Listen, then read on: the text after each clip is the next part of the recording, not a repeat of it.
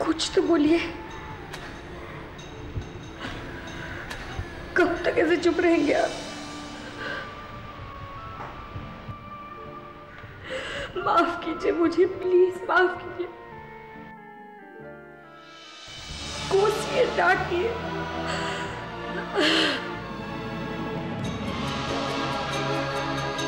मैं मानती हूँ मुझसे गलती हुई, मैं मानती हूँ मैंने झूठ कहा। कुछ तो बोलिए, कुछ तो बोलिए, कुछ तो बोलिए।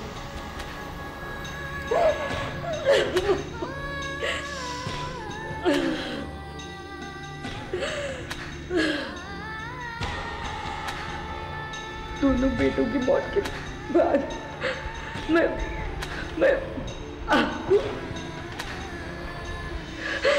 मैंने इसलिए झूठ बोला।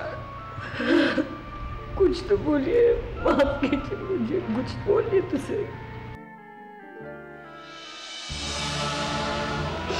कुछ बोलिए तो सही, कुछ तो बोलिए।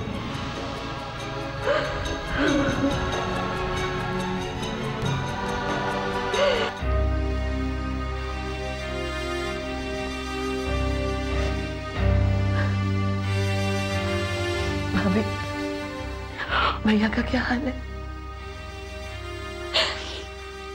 वैसे ही है इंदु, गुमसुम से बैठे, कुछ बोलते ही नहीं। भैया का रोना बहुत जरूरी है, बहुत जरूरी है।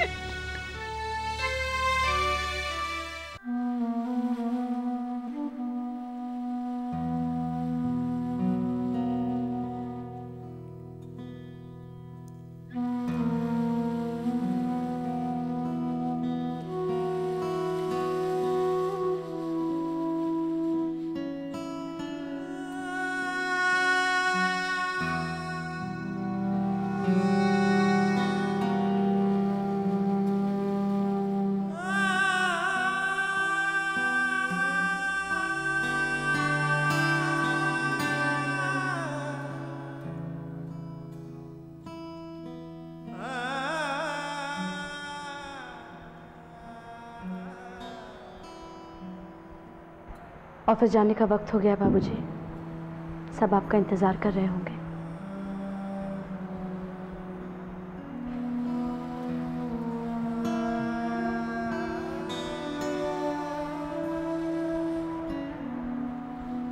बाबूजी,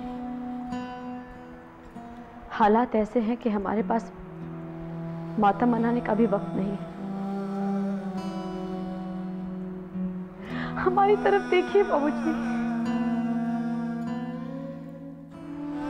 हम किस तकलीफ से गुजर रहे हैं। हमें दुख नहीं है, विधवा होते हुए भी हम सुहागन की तरह घूमते रहे सिर्फ आपके लिए, ताकि ताकि आपको दुख ना हो। अविनाश की मौत का मातम भी नहीं मना पाए हो।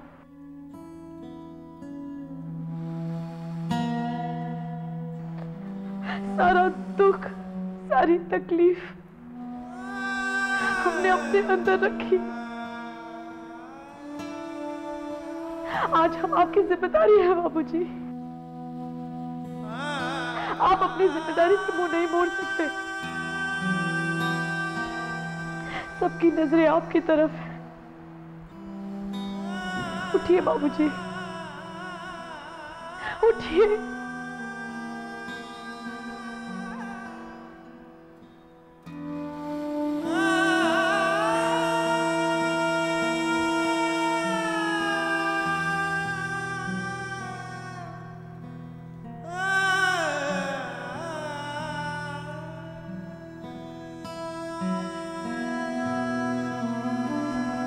आत्मा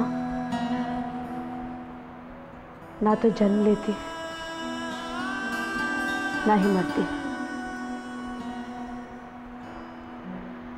जिस प्रकार मनुष्य अपने पुराने वस्त्र त्याग कर नए वस्त्र धारण करता है, उसी तरह आत्मा अपना पुराना शरीर त्याग कर नए शरीर में प्रवेश करती है।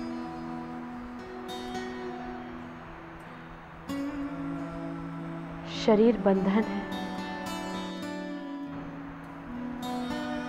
मृत्यु मुक्ति। आत्मा निरंतर है,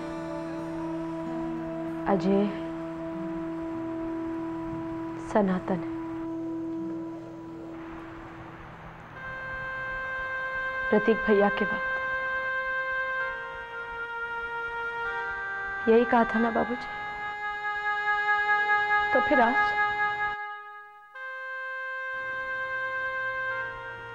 ये क्यों?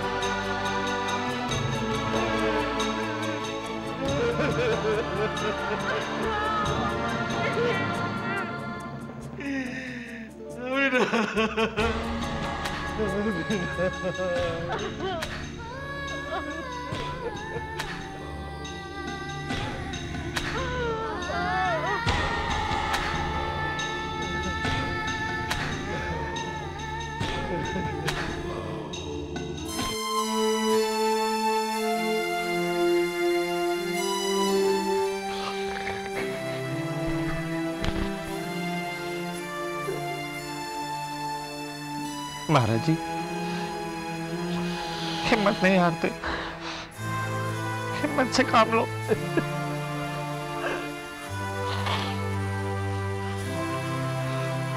ये बात तुम हमसे कह रहे हो? तुम्हारे आंखों से भी तो आंसू बह रहे हैं। क्या करें महाराज जी, जब से अविनाश भैया की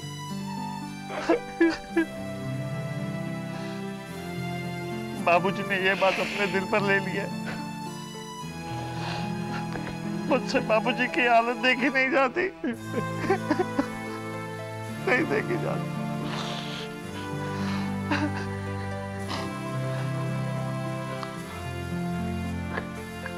चाय नाश्ते के बहाने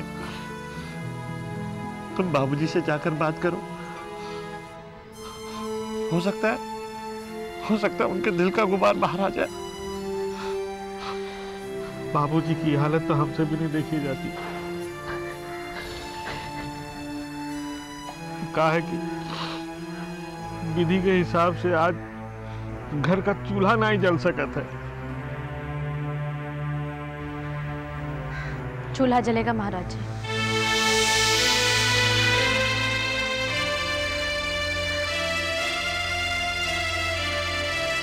चूल्हा जलेगा? पर बिटिया,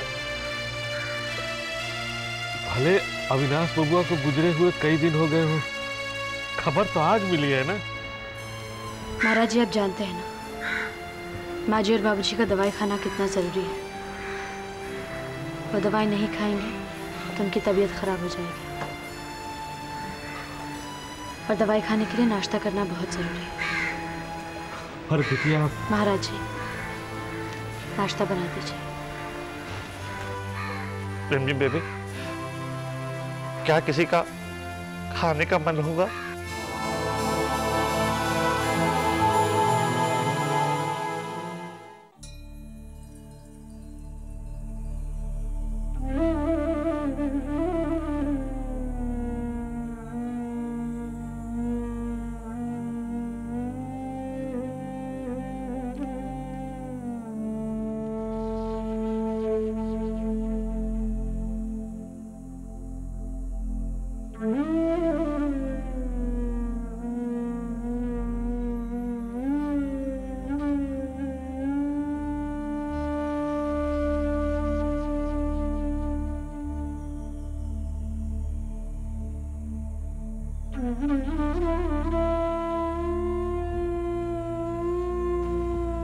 इरावती,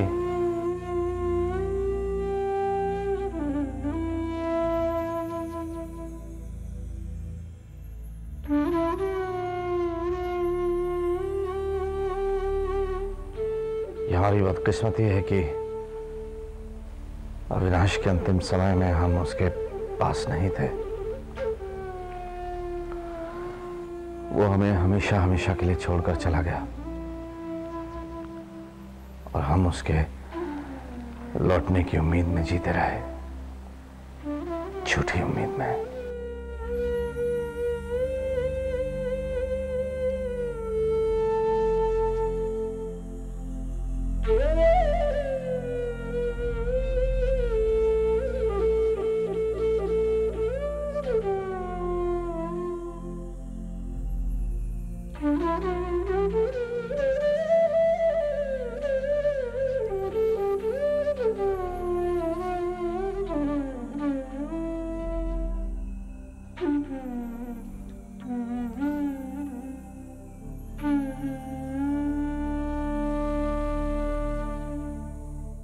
बीवी, जो धर्म मैं उस वक्त नहीं निभा पाया, अब निभाना चाहता हूं। अपने बेटे की आत्मा की शांति के लिए हम अपने घर में शांति पाठ का आयोजन करना चाहते हैं। पंडित जी से कह दीजिए।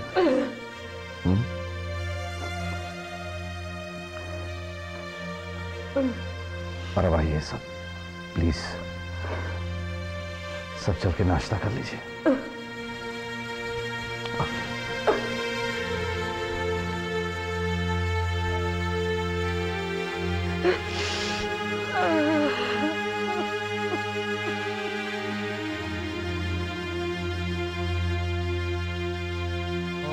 गणेश्वराय वरदाय सुरप्रियाय लंबोदराय सकलाय जगद्दिदाय नागाननाय श्रुतियज्ञ विभूषिताय गौरीसुताय गणनाथ नमो नमस्ते। अनेन पूजनेन गणेश अंबिका प्रियंता नमः। आपकी पूजा पूरी विधि विधान के साथ समाप्त हो गई है। अब आप 2 मिनट के लिए अविनाश की आत्मा की शांति के लिए मौन व्रत रखेंगे। ओम नमो भगवते वासुदेवाय नमः।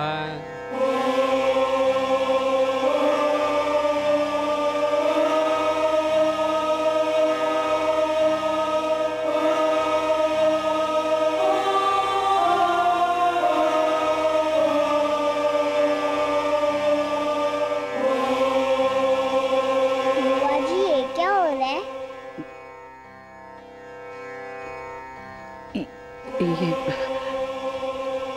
अच्छे लोगों को ना बेटा भगवान अपने पास बुला लेते हैं, तो उनकी आत्मा की शांति के लिए ना वो पूजा रखी जाती है। तुम्हारे पापा भगवान के पास गए हैं ना, उनकी आत्मा की शांति के लिए हमने अपने घर में पूजा रखी। और मम्मी भी तो है ना, मम्मी की फोटो नहीं लगाई पापा के साथ। मम्मी को कोई याद नहीं करता, मम्मी को कोई प्यार नहीं करता।